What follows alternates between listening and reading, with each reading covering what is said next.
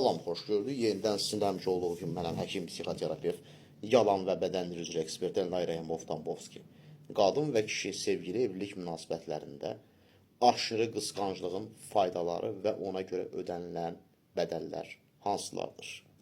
Faydalar deyəndə burada müvəqqəti dırnaq arası illüzor faydalardan söhbət açılacaq. Sözsüz ki, burada normal qısqanclığı biz vurğulamırıq, hansı ki, bu o deməkdir ki, yəni sən mənim üçün dəyərlisən, mən səni itirmək istəmirəm. Mən sənə qarşı laqeyd deyiləm. Bu başqa məsələdir tamamilə. Başlayırıq ilk öncə bu faydaları sadalamağa. Birincisi, aşırı qısqanan insanda belə bir illüziya olur ki, sanki o öz sevgilisinin və yaxud da həyat yoldaşının hər bir şeyini güya kontrol edə bilir və yaxud da edir. Və yaxud da daha da artığını etmək iqtidarına sahibdir. Yəni, güya o onun düşüncələrini idarə edə bilir, hisslərini idarə edə bilir və yaxud da davranışlarını idarə edə bilir. Amma halbuki əslində biz heç kimin hisslərini, düşüncələrini və davranışlarını idarə edə bilmərik və dəyişə bilmərik. Biz sadəcə birinin düşüncələrinə, davranışlarına və hisslərinə yön verə bilərik, tövsiyə verə bilərik. İstiqamət verə bilərik. Amma onun dəyişmək iqtidarına sahib deyilik. Elə buna görə də aşırı kontrol başlayır. Aşırı kontrolün əlamətləri nədir? Qadağalar qoymaq, məhdudiyyətlər qoymaq, yəni münasibət çərçivəsində. Ora gedə bilmərsən, bura gedə bilmərsən, onu ala bilmərsən, onu geyinə bilmərsən, bundan ancaq bu qədər istifadə edə bilərsən və əlaxır və s. Bu həm kişiyə aiddir, həm qadına aiddir. Kişilərdə isə xüsusi bir dənə izolyasiyanı vurğulamaq istəyirəm ki, bu əsas kişilərdə olur, qadınlarda çox az rast gəlinir. Yəni, qarşı tərəfin bütün, deyək ki, rəfiqələri ilə, qohumları ilə əlaqəsini tamamilə kəsirsən, heç yerə gedə bilmərsən, öz dəyərlərindən də əlaqəsini kəsir və yaxud da rəqsə gedirsənsə gedə bilmərsən, idmana gedirsənsə gedə bilmərsən və bunu eləməklə onda illüzor şəkildə kontrol hissi yaranır ki, güya belə eləməklə qarşı tərəf hər zaman onu sevə biləcək. Belə bir hissiyat var.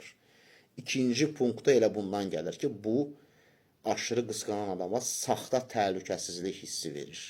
O düşünür ki, əgər mən çox qısqanıramsa, çox narahat oluramsa, demək ki, nədir?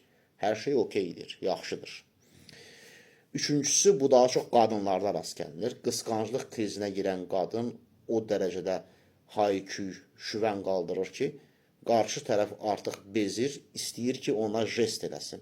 Yeni hədiyyə ala bilər, gəzməyə apara bilər, artıq sevişə bilər, daha maraqlı söhbətlər edə bilərlər, birlikdə kinoya gedə bilərlər. Bir sözlə, sevginin, təsdiqinin dozasını alır bununla. Yəni, aşırı qısqanan adam.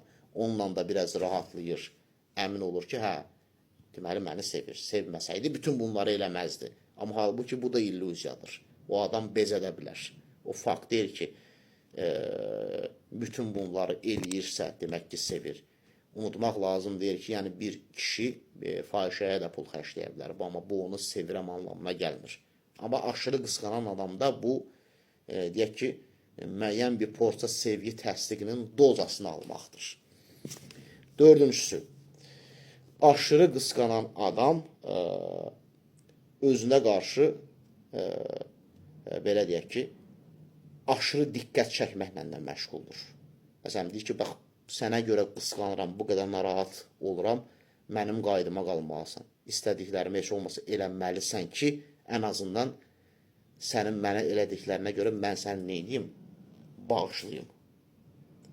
Bax, bu da müəyyən, necə deyirlər, məsələlərdən biridir. Ondan sonra bir beşincisi, bu daha pis olanıdır.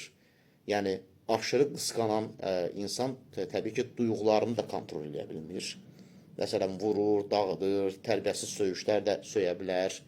Elə deyəndə deyir ki, bəs sən məni bu vəziyyətə saldın, mən ona görə bunları elədim. Bir sözlə, öz emosiyalarının kontrol edə bilməməyinin məsuliyyətini də öz üzərindən atır. Əslində, qarşı tərəfə yüklüyür, biraz da yüngülləşir. Bax, bir faydası da, məsəl üçün, bundan ibarətdir. Və bir digər tərəfi isə öz məsuliyyətini icra eləyə bilmir. Zaten icra eləməməyə də istəkli idi. Bu da üzərinə gələndə daha da rahatlayır. Məsələn, yemək bişirmir, vaxtında deyək ki, qadınsı evləri süpürmür və ya da kişidirsə, uşaqları deyək ki, məktəbə aparmır, sən belə elədin, ona görə mən də belə elədim, işimi icra eləyə bilmədim. Və yaxud da kifayət qədər evə bazarlıq üçün pul buraxmır, bax, mənə əsəbləşdirdin, ona görə mən belə elədim. Yəni, bir sözlə nədir? Məsuliyyəti üzərindən ataraq rahatlama məsələsi olur.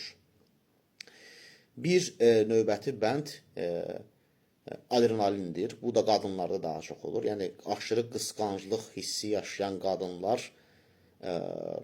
deyək ki, küsüşmələr, bir-birindən ayrı olmalar, qısa müddətli sonra yenidən birləşmələr, yəni bu onları canlı tutur. Adrenalin yüksəlir və emosiyalar artmağa başlayır. Düzdür, bu kişidə də olur, amma qadında daha çox olur.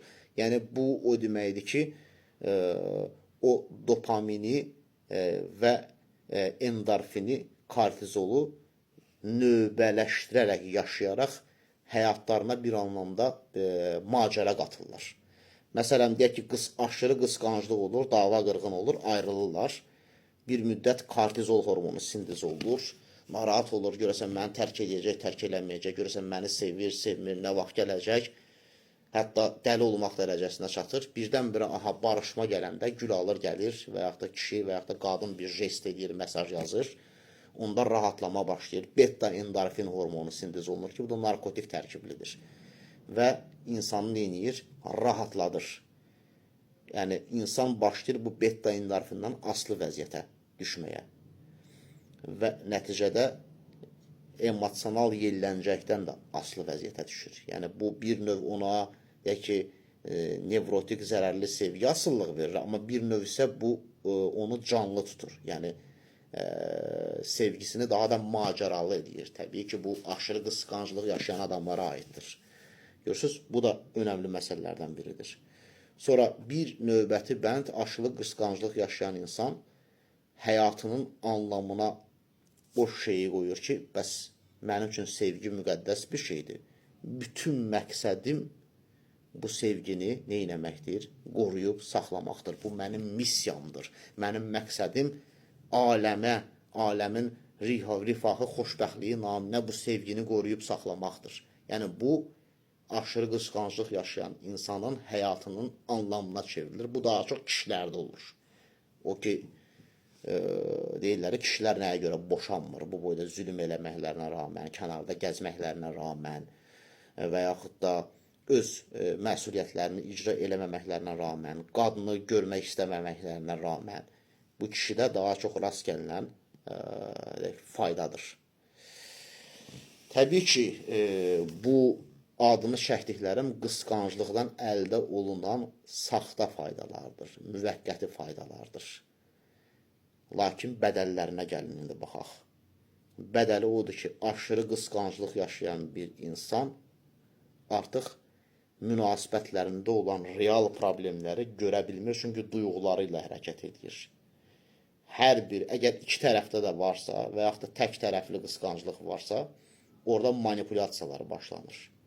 Yəni, səssizliklə manipulyasiya olunur, psixoloji və fiziki təzyiqlə manipulyasiya olunur insan, utandırmaqla manipulyasiya olunur, ona özünü günahkar hiss elətdirməklə manipulyasiya olunur. Lakin bunların heç biri real problemi həll etmir. Çünki real problem susularaq, dava qırğın yaşadılaraq və yaxud da öz fikirlərini daha üstün tutaraq həll oluna bilməz.